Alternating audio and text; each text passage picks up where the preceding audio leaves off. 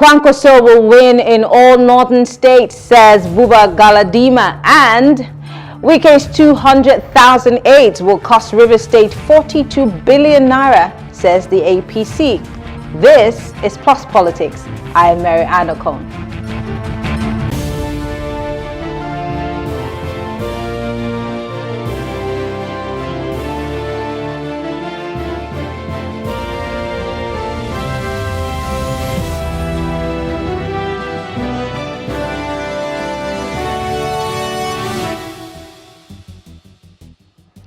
Buba Galadima, a former member of the Board of Trustees of the All Progressive Congress APC, says Rabiu Kwankwaso will win in all the states in the north in 2023's general election. Kwankwaso is the presidential flag bearer of the new Nigeria People's Party, NNPP. Speaking on Thursday in an interview, Galadima said Kwankwaso will win all 3 zones in the north and will also get votes from the strongholds of other contenders. According to him, PDP is not on the ballot because its strength is in the southeast, which has been eroded by Peter Obi. Well, joining us to discuss this live is Buba Galadima, Secretary, Board of Trustees of the new Nigeria People's Party, NNPP. It's good to have you join us. Thank you very much, Mary. Great. It's interesting how we've seen you speak for the NNPP over and over again. For one who many would say was a former ally of Mr. President Muhammadu Buhari, and now you are, of course, in support of the NNPP. The curious question is, why the NNPP as opposed to the big political parties? Well, Mary, thank you very much for giving me this opportunity to talk with you and indeed through you talk to other Nigerians. It's true, I had been very close to General Muhammadu Buhari before his ascension to power. In fact, I may even claim that I was one of those that were instrumental in bringing him into partisan politics. But you know, as a fact, that all over the world, there are always palace intrigues, and people who are straightforward never make it to the finished line. So I think certain things happened, only God knows what, and we are now a little bit miles apart. It is also true that I have joined forces with Senator Rabiu Kwankwaso for some obvious reasons to help him become the president of Nigeria. Even though we had been friends with Senator Rabiu Kwankwaso for over 30 years. In fact, I was one of his best men during his marriage. So it did not start today. He's a person that I know very, very closely, and we had interacted severally, even though we never belonged to the same political party until now. So, as it goes, Senator Rabiu Kwankwaso is the man to beat in 2023 in the presidential election for several reasons.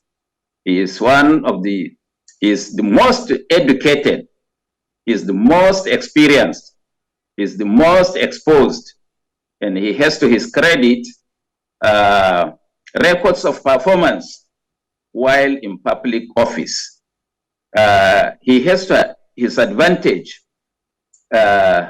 experience in politics, been a deputy speaker of the Federal House of Representatives, been a member of the Constitutional Conference in 1994, been a governor of Kano State, 1999 to 2003, been Minister of Defense, been Special Envoy to Darfur and Somalia, been Governor of Kano State, then Senator of the Federal Republic of Nigeria. These are credentials that make one become leader of his country all over the world. So, and among all these candidates, None of the candidates has got his kind of records and experience while in public office.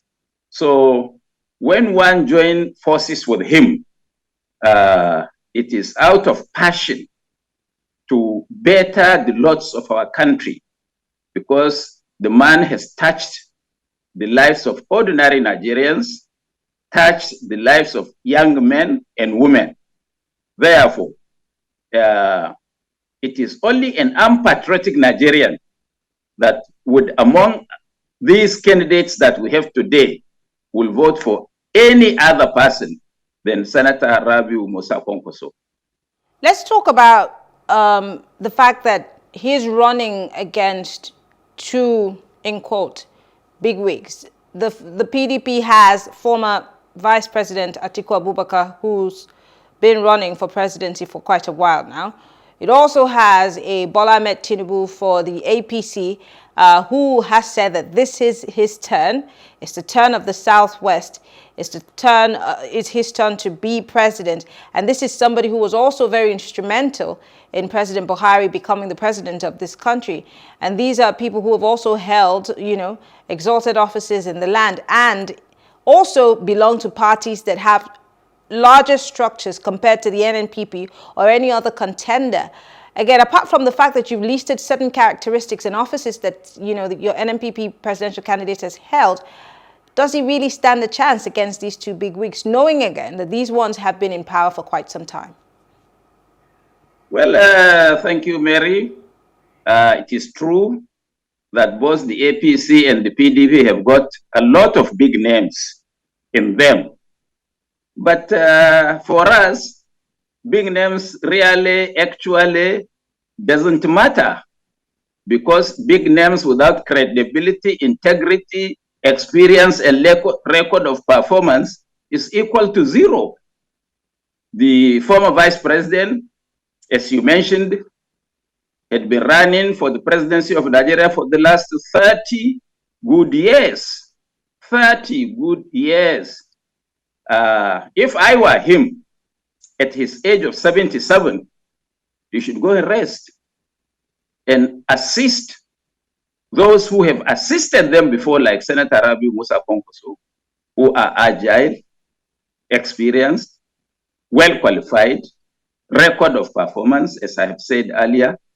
But even though he's running, as a fact, Mary, that PDP is not going to be on the ballot itself, meaning that PDP is virtually equal to zero. It is not in contention, because the PDP's biggest stronghold is the Southeast, which, you believe me, that has been sufficiently eroded by the obedience.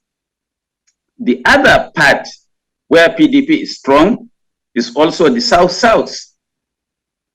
Minus Obi in the Southeast, minus Governor Wike, who hold sway in the South-South, in control of 5 executive governors as at our count today, and 9 other gubernatorial candidates of the PDP across the nation, making 14. And Kwankwaso pulling out of the PDP in the north. PDP doesn't stand a chance. I think you should advise the vice president not to waste his resources, because it is our belief that even in his own ward of Kojoli, in the local government area of Adamawa State, Senator Rabiu Kwankwaso will beat him hands down. So where is he going to garner the votes to become president? Of course, we know that God can make anything and do anything, but the arithmetic is not in his favor. 2, Senator Bola Ahmed Tinubu had been a senator, had been a governor of Lagos State. But when you put on scale his record of performance between him and Senator Rabiu Kwankwaso, they are miles apart. He had never been a diplomat. He had never been a member of the House of Representatives. He had never been a minister, not to talk of a defense minister. He has never been educated to the level of a PhD, and not only a PhD in engineering, like Senator Rabiu Kwankwaso. So academically, records of performance, experience, they are miles apart. And you talked of, is their turn? I don't know which portion of the Constitution of the Federal Republic of Nigeria you are talking about. And the Supreme Court has just ruled that zoning per se is an alien to the Constitution of the Federal Republic of Nigeria. That any Nigerian of age and sane without blemish can contest for any office in Nigeria, irrespective of where he comes from. That is the ruling of the Supreme Court against those part of the PDP that took Atiku to court. So that matter had been settled. It could only be, it is not possible for any of them to claim that it is their turn. It is the turn of every Nigerian to be president of Nigeria. And the issue in politics is about numbers. It is not how big you are, which position you hold. And as far as we are concerned, Senator Rabiu Kwankwaso will garner 85% of the votes from Northern Nigeria.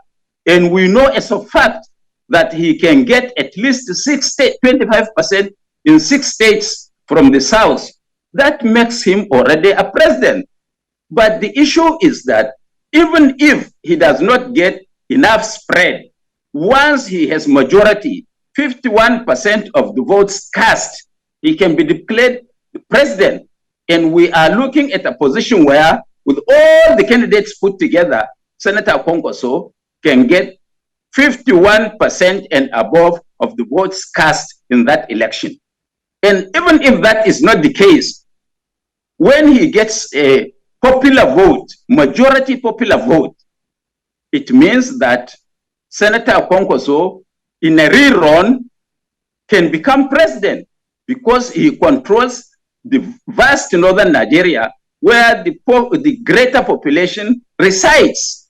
So, and you can see yesterday during the town hall debate that was held by Arise TV and in conjunction with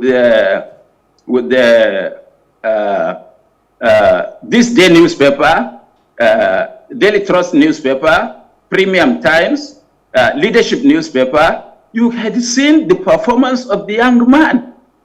Everybody all over the world, he has been praised for his charisma, for his intelligence, for his eloquence, and above all, for his confidence and depth of input of knowledge of the Nigerian state. I want to come in there quickly, Mr. Galadima.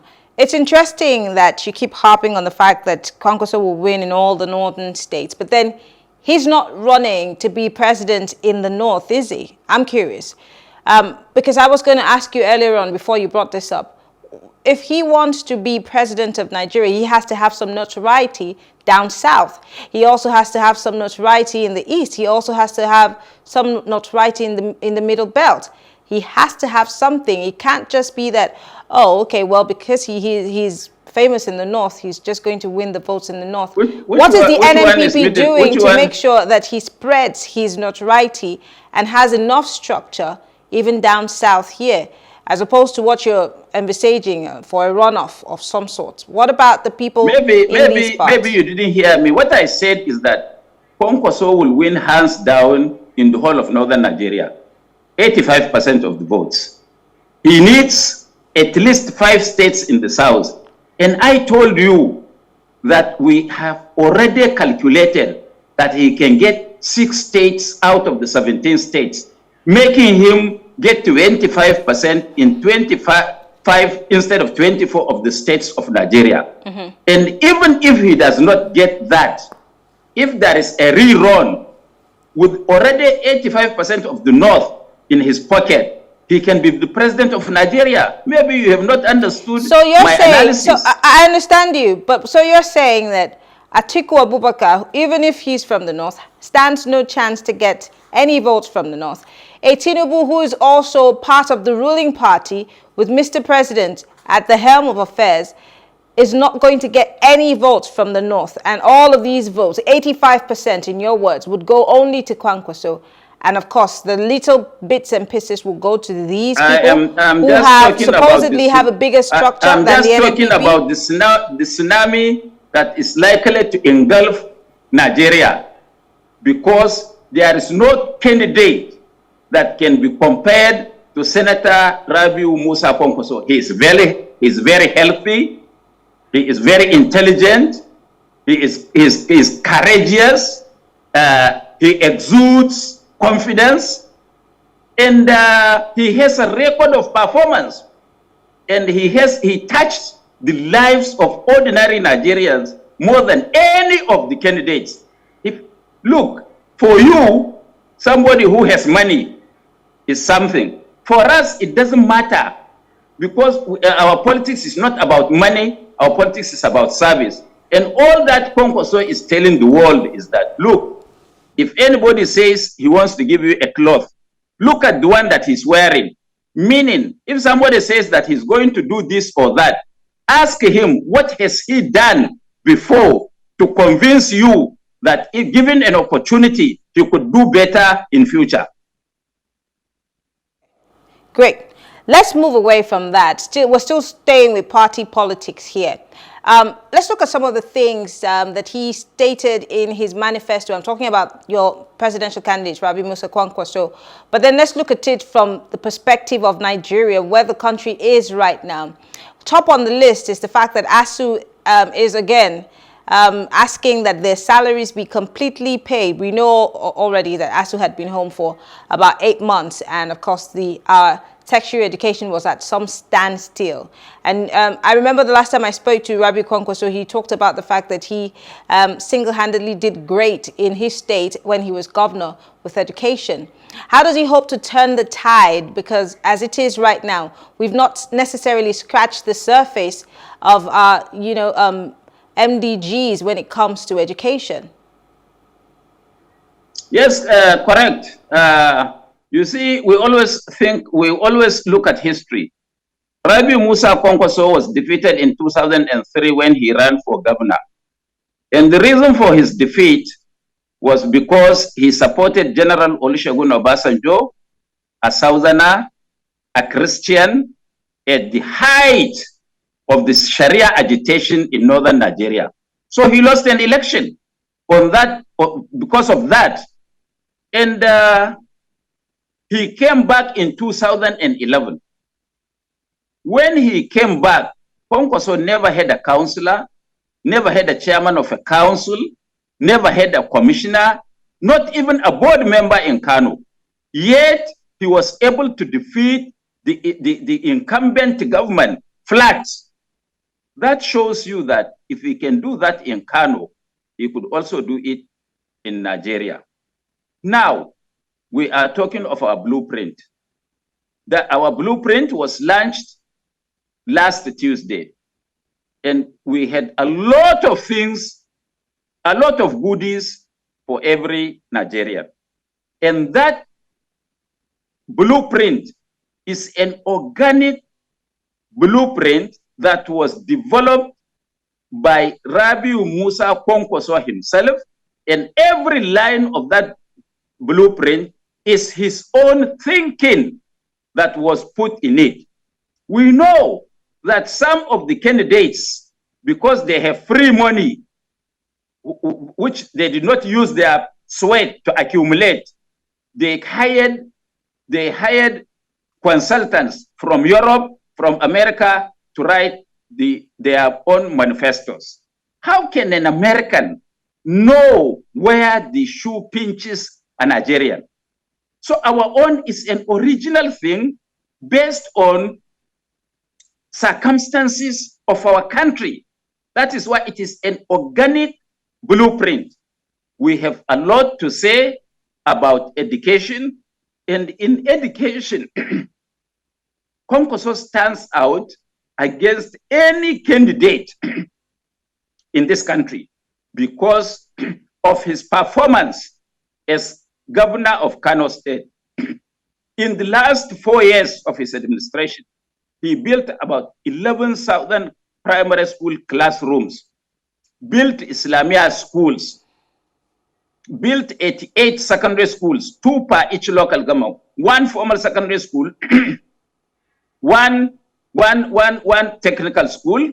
He built 26 institutes to teach skill to residents of Kano.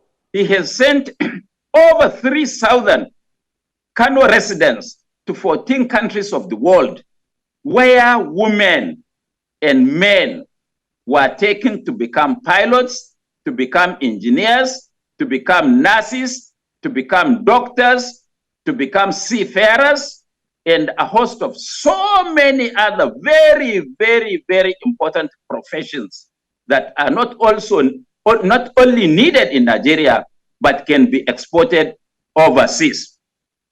And in Nigeria, he sent Kano indigenes to Igbinidion University, Bell University, Crescent University, Al-Kalam University, Apti University. In all, outside Kano educational system, Kwankwaso trained outside Kano over 10,000 residents of Kano. And when I say residents, I am referring to a situation where the man has trained residents not based on their indigenization, not based on their tribe, not based on their religion. And I challenge any of the candidates running for the presidency of Nigeria to produce one person, ask Tinubu to produce one Hausa man that he has trained and gave him scholarship free of charge. Kwankwaso can produce, for every one Hausa man, Kwankwaso can produce 10 Yorubas. For every Igbo man, ask Peter Obi if he trained any Hausa man. For every Hausa man that he trained, Kwankwaso will produce 10 Igbo people that he sent overseas. Kwankwaso established 2 universities, 6 colleges of education to retrain Kano teachers, established polytechnics to take graduates of the technical institutes who are being taught skill. And he turned education to self-actualization education rather than for white collar jobs. And even after he left office, he sent 370 students overseas to do masters, and from his pocket. And after that, he sent 70 students to study PhD, of which he is one. That is how he became a doctorate degree holder in water engineering from India. So, because and we do not in have too all much the time. schools in Because we primary do not, school, I'm so sorry to Kwankwaso talk was over given you. a free meal. Just listen, Mary. Yeah. Listen, Mary. We're almost out of time, so I just wanted to, speed things up for you. Unfortunately, we have very little time, and I have a very important question to ask. I want to quickly, Yes. as an elder statesman, as someone who has supported President Buhari in the past, and I mean, as somebody who also lives in Nigeria, you're experiencing what Nigerians are experiencing in terms of the economy, infrastructure, and most especially the insecurity that we have been facing, which people in the north have necessarily been on the receiving end, mostly. What are your thoughts in this line? Mr. President's days obviously are grinding to a close when, of course, after the elections, he hands over to whoever emerges.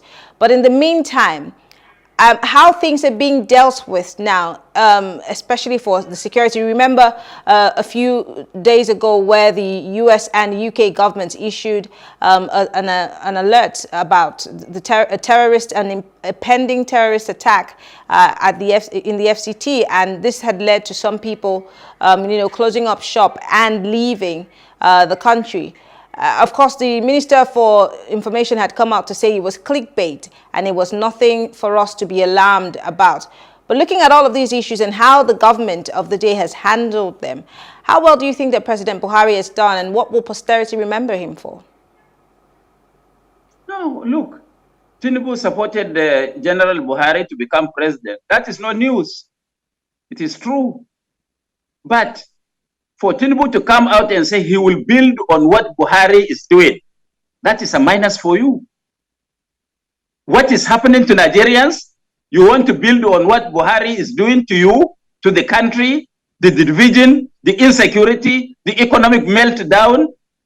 I think you yourself will not vote for such a person that is going to build on what Buhari has done.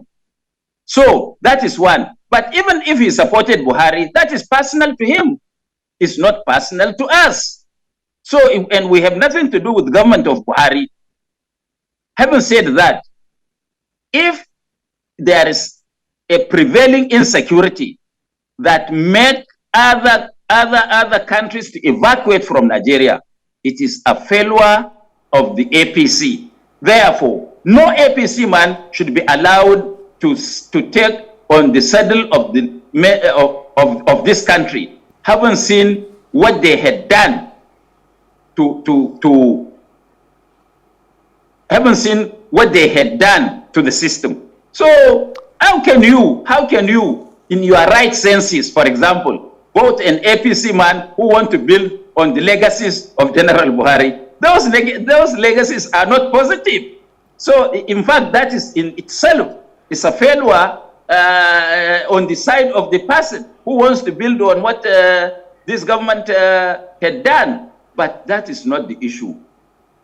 The issue is Nigerians have got the chance now to vote for a candidate of their choice, whom they think can bring about development, can secure the country, that can bring economic prosperity, that will bring health services onto the table.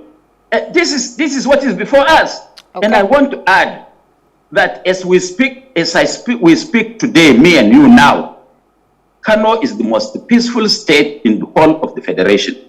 And yet, as cosmopolitan city-state and as the most populous state, Kano is supposed to be the most volatile state. Somebody must have laid the foundation for that peace, because all states surrounding Kano are in turmoil, kidnapping, banditry, Boko Haram, and a host of others. Okay. Because Kwankwaso was able to use his experience as a former defense minister to secure Kano State. Okay. He removed all the bad boys from the street, rehabilitated them, taught them skill, gave them startup capital. We have to monitored them, and today they are not only useful to themselves, they are useful to the larger society. We have to go. This is the primary responsibility of any government, and any leader that can bring about that is the one that we should be looking towards to lead us. All right. Well, I want to say thank you. Always a pleasure to have a conversation with you. Buba Galadima is the Secretary Board of Trustees of the New Nigeria People's Party. Thank you so much for speaking with us. We appreciate it. Thank you very much, Mary, and I'm looking forward to you having me again so that we could explain more to Nigerians as to why Kwankwaso is the person to watch. Okay. Well, thank you again for coming, and thank you for staying with us. We'll take a quick break. When we return, we'll be going to River State to look at the situation of the 200,000+ aids that Governor Wike has put together and his reasons and how much it will be costing the state. Stay with us.